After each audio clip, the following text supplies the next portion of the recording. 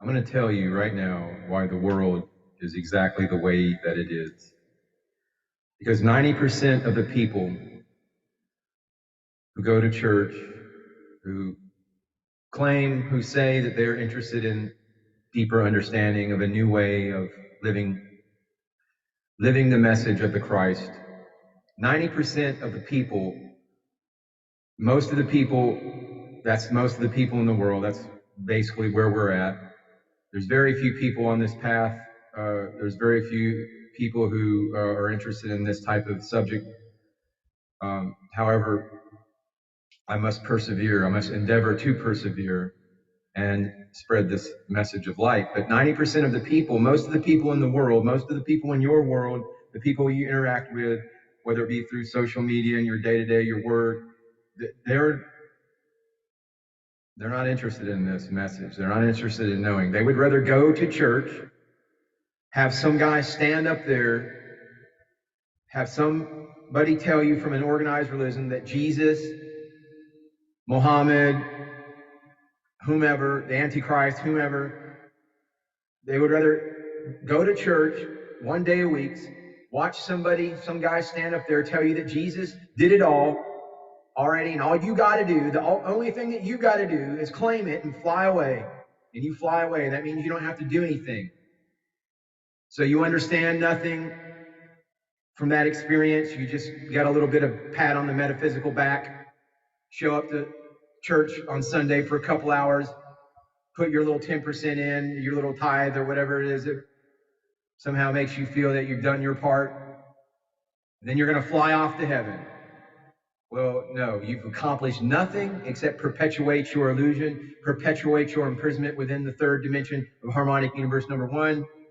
You know nothing, and you don't even suspect anything. You just go on about your world, your day-to-day life in the digital matrix, kind of just doing what's expected of you, hedging your bets, but secretly in the back of your mind, like, man, this religious stuff just doesn't work. This crap about Jesus and all these stories, it just doesn't work. No, it doesn't work because of organized religion, because of the blueprint that has been the imprisonment protocol of organized religion, of the whole matrix of just people moving along, doing what they feel is necessary to maintain the illusion. And that is exactly what happens as you maintain the illusion. But to truly have a momentous experience, to truly ascend, to truly understand and experience the power of the Christ, the power of what the New Testament is all about, you must understand, you must go a little bit deeper, and you must understand that the Bible obviously is composed of words and words and words and lots of words and a lot of words and things that were used in the ancient times and from an Eastern perspective that people simply have no idea what they mean at the true level that they were meant to purport and to convey the meaning thereof. It's a very transformational experience. What happens is most people, they begin to meditate, which is what the Bible is over and over again.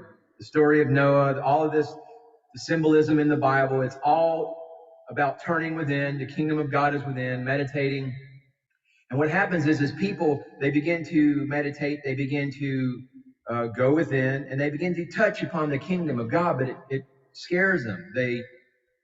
Because it changes your world. It starts changing the world around you when you start living from within, and you begin to embody and live through these teachings of light, teachings of the Christ. When thine eye becomes single, the world of duality goes away, and that is, people don't know how to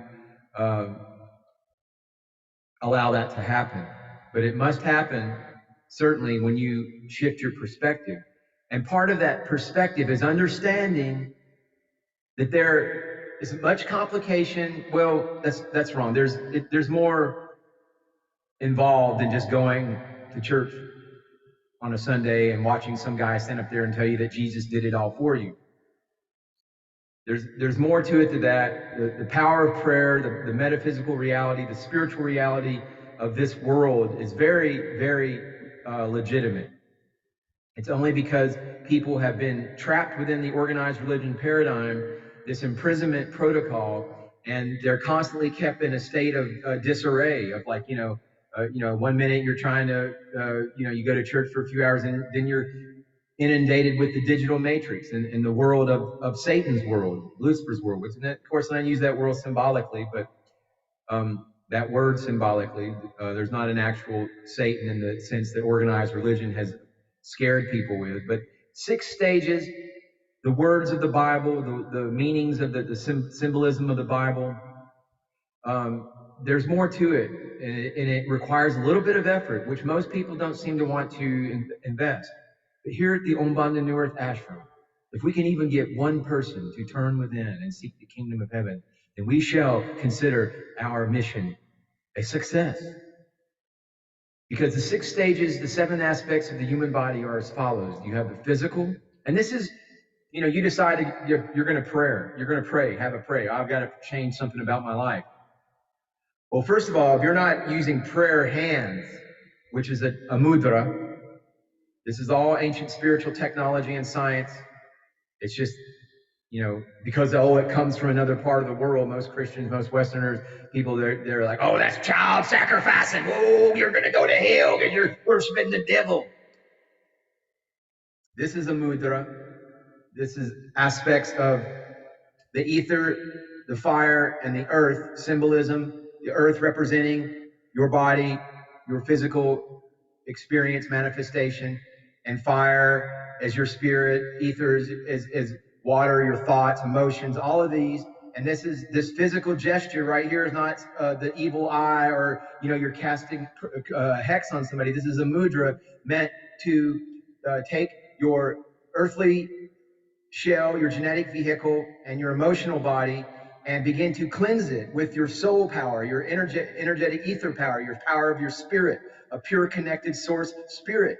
And this is a physical means of uniting those different dimensions and beginning to create change in your harmonic universe, number 1. And that is what prayer is. And when you understand that prayer is more than going, please God, give me what I want, and that's it. No, you must take the negative and the positive polarity and you must unite them. And then the spirit becomes activated. And that's the first step. But that's the first step of the physical. Then you have the astral, which is the dimension of your emotions, your thoughts, all of that kind of fourth dimensional perspective. Then the causal, the mental, the etheric, the soul, and then God, source. And these are stages. All of these stages are represented in the Bible symbolically with words that most people have no idea what they mean, and they think, and if they think they know what they mean, it's just because what their preacher told them, and it's just something to get them kick the can on down the line. Not saying that there's not serious spiritual people involved in the organized religion, which I'm sure they are, but 9 times out of 10 they become judgmental and they create more evil and darkness in the world because you don't have their exact formula down. So I mean, I'm never going to stop criticizing organized religion or people who come along with this gaslighting agenda to try to scare other people. I'm never going to stop. You're going to be revealed, exposed for the wickedness that you are, the hypocrites, the agents of darkness. I will look you in the eye. I will look any organized religion in the eye, and I will let them know real quick that they are the instrument. They are Satan's church on this earth. If there's ever any real Satan, it's organized religion folks who try to tell other people they're going to hell because they don't believe Jesus was crucified for their sins. No. When we pick up our Bibles, whatever type of documents you may pick up, Quran, the Torah, when you study religion or ancient religions, you run smack straight into the Eastern concepts. Ancient people, the Eastern method of writing, which the Bible is a prime example. All of those writings were to bring you to a higher level of understanding. That's the purpose of all of this. It's absolutely worthless for you to go into this path, to constantly go into meditation, to practice meditation, and have no idea what you are doing, and it doesn't make a bit of sense to you. Because when these things begin to happen to you, a lot of people, like I said, they go into meditation, something happens, they become frightened. And that's where organized religion comes in to further frighten you and let you know you better turn to the crucified Jesus. Listen, I'm here to dispel the agents of darkness, of ignorance. It is the express purpose of the Umbanda New Earth Ashram to bring light to this world. And that is my ordained mission under the Palladorian covenant of the Emerald Order of the Christos. Namaste. Namaskaram.